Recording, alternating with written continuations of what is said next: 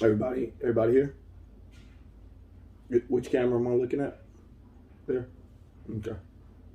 I'll give an opening statement first, and then I'll open it up for questions here. Welcome to the Snipers 22-23 season. Um, we're excited. A lot of excitement in the building. Start of a new era. We thank Tom Gisaho for his many years of service, many Final Fours. He had one of the original championships. But now it's time for a new era in sniper basketball, and we welcome, and the team welcomes to hear Willie get the green. We think the young man is going to bring a different voice, which is what the Snipers need moving forward into the next era of Snipers basketball. And having said that, we'll open it up to any questions. Coach, can you talk about the heartbreak of last season? It was a crushing loss. I mean, it had to hurt, right, Coach? So, nobody cares about last season. Last season was last season. Did a lot of good things last season. Made a big trade before the draft. Brought Joker in. Made it to the finals. You use the term heartbreak. It's just basketball. Anything can happen any given time, any given week, and it was a loss. I mean, I can't ask anything more from my guys. You get down to a championship Sunday, tight game. You have the lead going into that Sunday, and Ja picks up a tech on the last game of the night. He doesn't get the tech. It's 5-5-1, and you win. But we've moved on from that. It was a great season, and we're excited about the team that we have this year. Ja's back. Our top draft pick, Jason Tatum's here. So we're really excited, and we've moved on. We've moved on as an organization. Yeah. So you mentioned the technical foul. Did you think about not bringing Ja back this season because of that tech? No. There was never any issue with bringing Ja back. I mean, if you anything that you may have heard regarding the Snipers and Ja and the tech, that was just smokescreen. We were excited at the draft once we were able to get him. He's been a part of the organization every year since he's been in the league, so that should tell you something about how the Snipers value Ja. And we're expecting big things from him. Big things. Pause. Are there any weeks that you guys have circled, or any teams that you're looking forward to play more than others? Every week's a big week. We don't overlook anybody, but who do our fans come to see? Of course, you got the two-time defending champ. You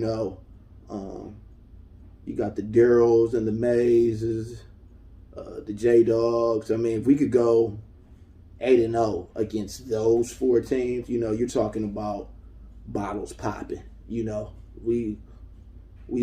got trash talk for 2-3 years behind something like that. But it's a tough season. Every week's a big week. Got my cousin in it, Cager's cousin in it. It's shit talk everywhere. Got that average ass nigga down in VA now and shit. So every week's a big week, and we're not going to look past anybody, because any given week anybody could get it, except for when you're playing Nate. That's probably really the only week where we give the tickets away to the kids that week. But aside from that, looking forward to how we match up against everybody else this season.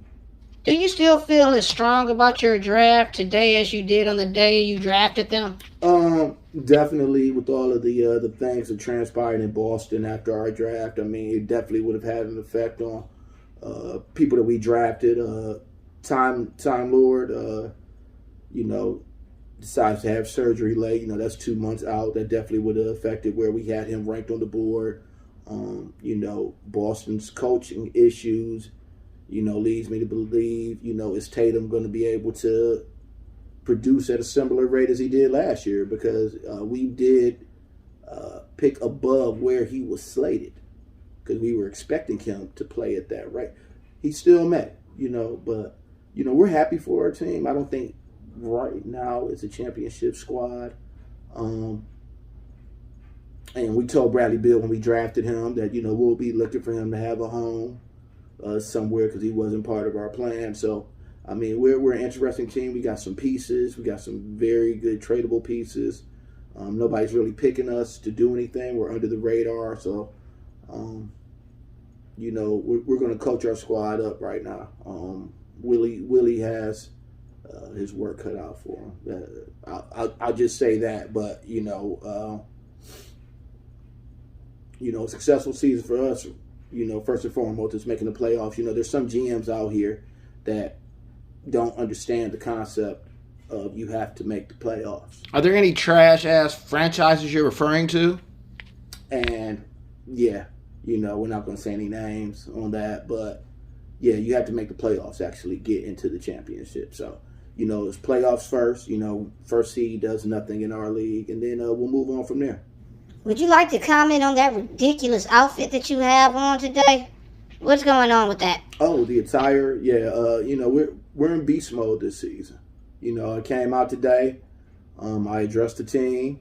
And letting them know. We're on some beast shit. We're not really here to be friends or take it easy on these squads. We have a target on our back because we are a franchise that we're in the mix. We're in the mix, and people are looking down at the squad this season. So it's going to be up to us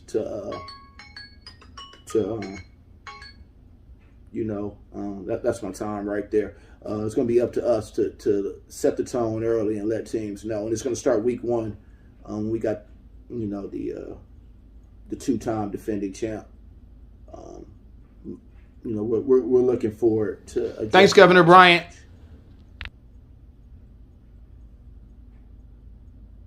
Nothing else?